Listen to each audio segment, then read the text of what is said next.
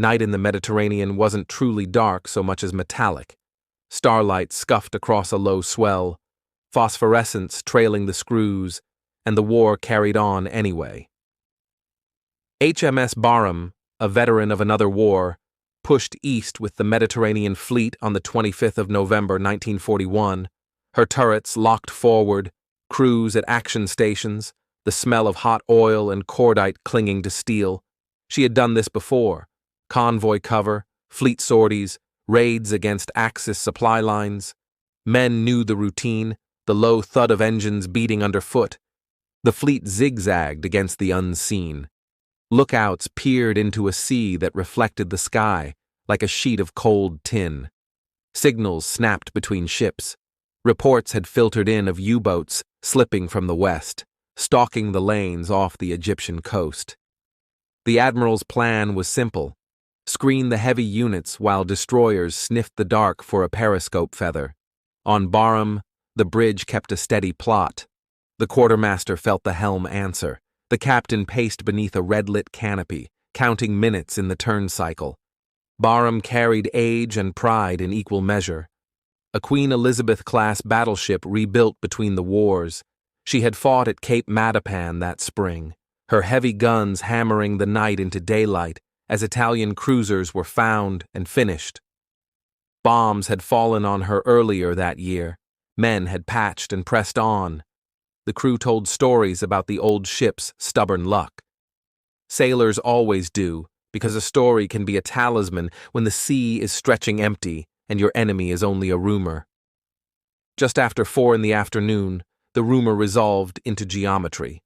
A set of shapes, destroyers fanned ahead, battleships in line, escorts out on the quarters, moved at 20 knots.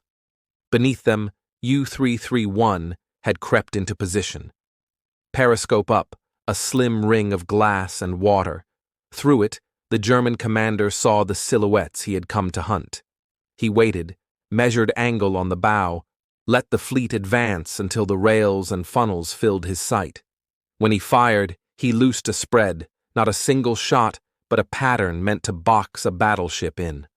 On Barham, the lookout shouted almost in the same breath as the torpedo officer. The helmsman hove the wheel over, the engines bit, and the battleship began a hard turn to comb the tracks. There wasn't time. 3 impacts in rapid succession slammed the port side, low and brutal, a sound like a giant iron door being kicked in. The ship lurched, lights flickered, compartments along the engineering spaces blew open with seawater and steam. Men scrambled for damage control, dogging hatches, rigging pumps, hauling hoses, shouting for power on the fire mains.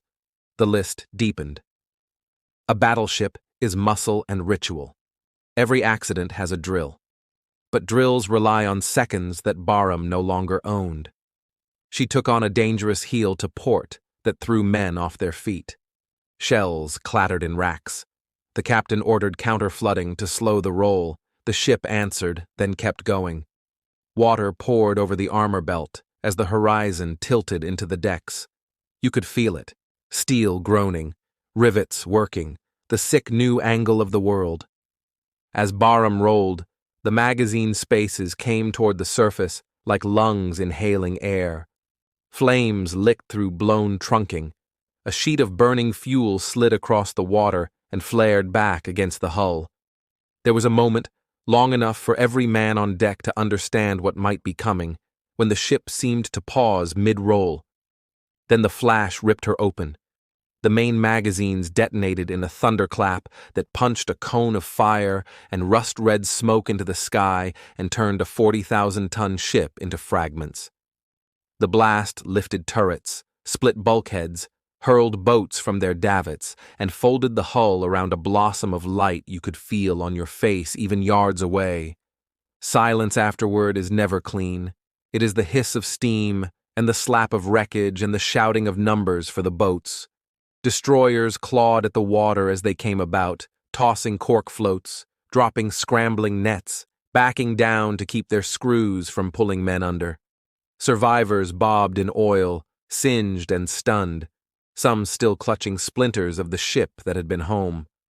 A few sang or prayed because noise felt like life. Others went suddenly quiet and slipped under the slick. In minutes, the scene was a field of lifebelts and drifting timber. They pulled men aboard until decks ran black with oil and sweat. Stretcher teams moved at a trot. Hot tea appeared from nowhere because sailors know there is power in the ordinary.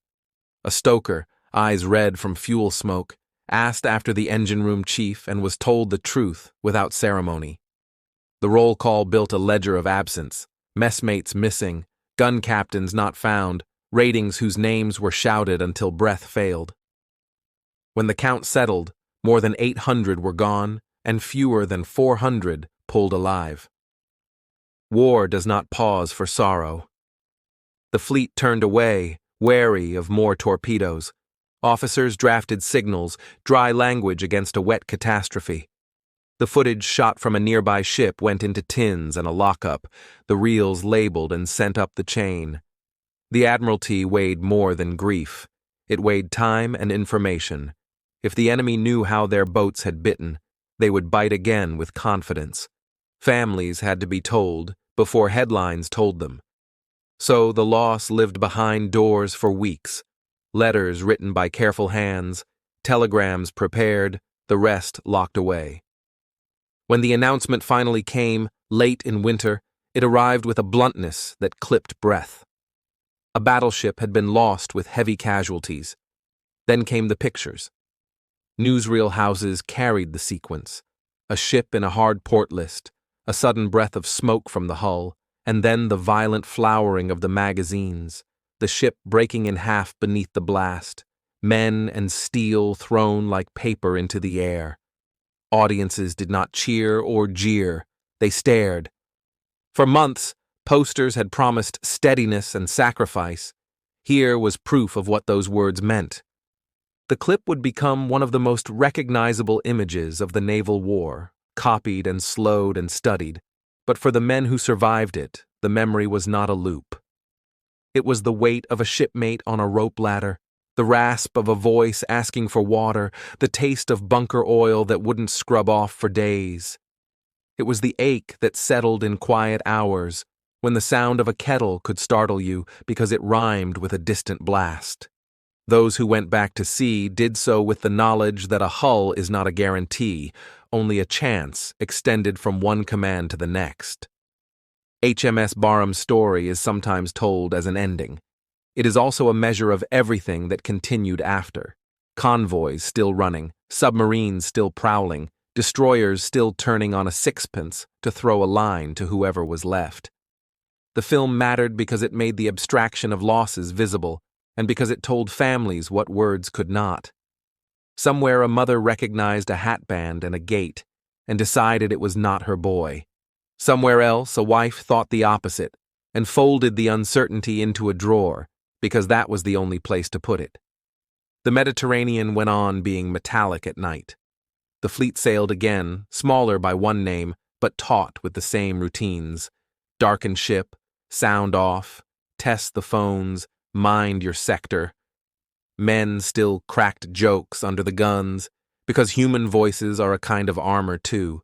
In log books, the entry for 25th November 1941 is a line between others, austere and exact, torpedoed by submarine, magazines exploded, ship lost. Behind it, lives diverged, some ashore, some at sea, many forever at that latitude and longitude. Thank you for listening to The Sunken Ledger. Subscribe for more true stories from the depths.